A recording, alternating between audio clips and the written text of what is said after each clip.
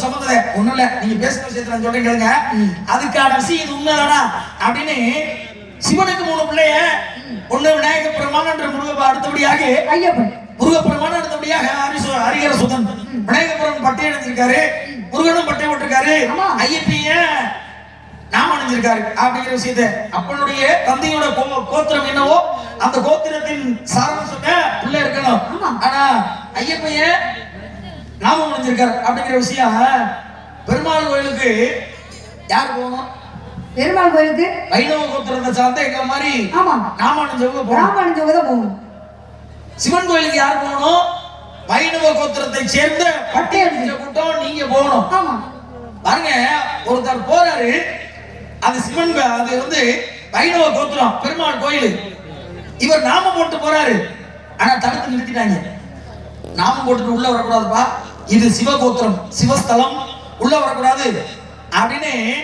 அது பெருமாள் கோயில், நீ பட்டை அணிஞ்சுக்கிட்டு வந்திருக்க அப்படின்னு தடுத்து நிறுத்திட்டாங்க. இது பெருமாள் கோயிலுக்குள்ள பட்டை போட்டுக்கிட்டு யாரும் உள்ள வரக்கூடாது அப்படின்னு தடுத்து நிறுத்திட்டாங்க. ஆனா இறைவனை பார்க்கிற அன்போட பெருமாளை பார்க்கணுமே அப்படிங்கிற ஆசையோட போனார், தடுத்து நிறுத்தியாச்சு. அதுக்கப்புறம் அவர் என்ன பண்றாரு, நாமத்தை கலைத்து விட்டு, பட்டையை கலைத்து விட்டு நாமத்தை எடுத்து போய் உள்ளே இருக்கிற பெருமாளை என்னைய வழிவிடாம தடுத்து விட்டுறாங்க அப்படின்னு குட்டுன்னு குட்டுனாரு. பெருமாள் சிவனா மாறினார். நீங்க சொன்ன மாதிரி ஏற்கனவே ஒரே குடும்பத்துல பட்ட ஓட்டம்னு நாமம் போட்டவனு இருக்கானே அப்படிங்கிற மாதிரி பெருமாள் சிவனாம் மாறிய கோலம் இன்னைக்கு அந்த கோயில் இருக்கு அப்படிங்கிற விஷயத்த நீங்க சொல்லி நினைக்கிறேன். பந்தல் என்ன காரணம், இந்த பூமியிலே பத்மாசுரன் அப்படிங்கிற ஒரு அரக்கன் தான்.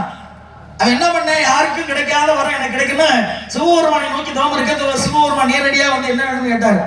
ஐயா, நான் யார் தலையில கை வைத்தாலும் பசுமமாய் போகணும், எரிஞ்சு சாம்பலாகணும், இந்த வரத்தை மட்டும் எனக்கு கொடுங்கன்னு கேட்க உடனே தந்தேன்டாரு சிவபெருமான். கொடுத்தோட என்ன பண்ண, இந்த வரம் சரிதானா அப்படின்னா என்ன பண்ணணும், கொடுத்த தலையிலே கை வச்சு பார்க்கணும் சரிதானான்னு. ஏன்னா சிவபெருமானை அழித்து விட்டா நாம் தான் அந்த உலகத்துல பெரிய கடவுளாயிரலாம் அப்படின்னு பத்மாசுரன் யோசித்து அவன் யோசனைக்கு எட்டியவாறு கொடுத்தவன் வரம் கொடுத்த தலையில கை வைக்கிறாரு. வரம் கொடுத்த சிவன் தலையில கை வைக்க போனேன். முதல் சிவன் பார்த்தா நம்ம தானே கொடுத்தோம், யார் தலையில கை வைத்தாலும் பசுமாய் போங்கிற வரத்தை கொடுத்தவே நம்மளையே விரட்டானே. ஓடுனாரு, அங்கங்க ஓடி போய் ஒளிஞ்சாரு. மைத்துனராகப்பட்ட பெருமாள் பார்த்தாரு. என்ன மைத்துனரே, என்ன காரணம், பூமியில ஒருத்தன் பத்மாசுரங்கிற இருக்கேன், மரத்தை கொடுத்துட்டே யார் தலையில கை வைத்தாலும் பசுமா எண்ணிக்கிட்டே என் தலையில கை வைக்க பரிசோதனை பண்றேன் அப்படின்னு அவனை பாத்துக்கிறேன் அப்படின்னு மோகினி அவதாரம் எடுத்தார். பெண் அவதாரம் எடுத்தார் பெருமாள். பெண்ணாக அவதாரம் எடுத்து பத்மாசுரன் வர்ற வழியில நிக்கிற அந்த பெண்ணு.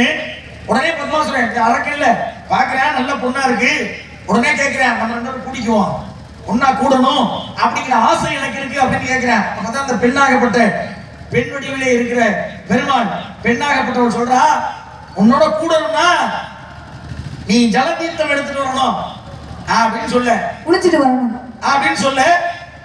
பக்கத்துல அறியாமையில பாக்குறா, இங்கேயுமே தண்ணி இல்ல, காட்டுக்குள்ள என்ன பண்றது பாக்குறா. அப்பதான் பசுமாடு கால் தடம் ஒன்று இருந்தது. அந்த கால் தடத்துல பசுமாடு அப்பவே கோமியத்தை அடிச்சு கோமியத்தை கசக்கி விட்டு கழுவி விட்டுறது. அந்த பசுமாடோட கால் தடத்துல கோமியம் இருந்துச்சு. அந்த கோமியத்தை எடுத்து, ஏன்னா நீராடணும்ல, கோமியம் 7 கடல்ல எடுத்துட்டு வர்ற தீர்த்தத்துக்கு சமம். எவ்வளவு பெரிய கோயிலா இருந்தாலும் எவ்வளவு பெரிய வீடா இருந்தாலும் பசுமாட்டோட மூத்திரம் சொல்லக்கூடிய கோமியத்தை எடுத்து தெளிச்சா புனிதம் பெறும். அப்ப பெரிய கடல்ல போய் குளித்ததுக்கு சமம், புண்ணிய தீர்த்தம் ஆடுறது சமம்னு கோமியத்தை எடுத்து தலையில வச்சுக்கிட்டான். அவனுக்கு தெரியாம அவன் என்ன வரவாங்க, யார் தலையில வைத்தாலும் போகிற வரம் அவன் வாங்கியிருக்க விஷயம் தெரியாம கோமியத்தை தொட்டு தலையில வச்சேன், பஸ்மமாய் எரிந்தான். உடனே செய்தி அறிந்து சிவன் அங்கே வந்தார். வந்து பார்க்கிறார், என்ன மைத்தினரே எப்படி இழந்தான் பஸ்மாசுரன் அப்படிங்கும் பொழுது பெண் மோகினி அவதாரம் எடுத்து அவனை அழித்தேன். அந்த அவதாரத்தை நானும் ஒரு தடவை பார்க்கணும். மீண்டும் மோகினி அவதாரம் பெண்ணாக அவதாரம் எடுக்கிறார் பெருமாள். சிவன் பார்க்கிறார், பார்ப்பதற்கு அழகாக இருக்கிறார் மங்கை போல. உடனே இருவரும் நடனம் புரிகிறார்கள். அதிலிருந்து சக்தியாகப்பட்டது வெளியேறி இந்துன்னு சொல்றாங்க ஒரு புராணம். சக்தின்னு ஒரு நம்ம நாகரிக அடிப்படையில சக்தின்னு சொல்லணும். ஒரு மிகப்பெரிய ஒரு சக்தி சுவாலை வெளியேறியது. அதை கையிலே ஏந்தி பிடிக்க அந்த சக்தியாகப்பட்டது கையப்பன் ஐயப்பன்னு. கையப்பன்னு மணிமாலையோட பிறந்துட்டான் ஒரு குழந்தை. பாக்குறா ரெண்டு பேரும் கடவுள் தானே, நம்ம எப்படி வளர்க்கறது, உடனே அங்கேயே போட்டு போயிட்டா காட்டுல.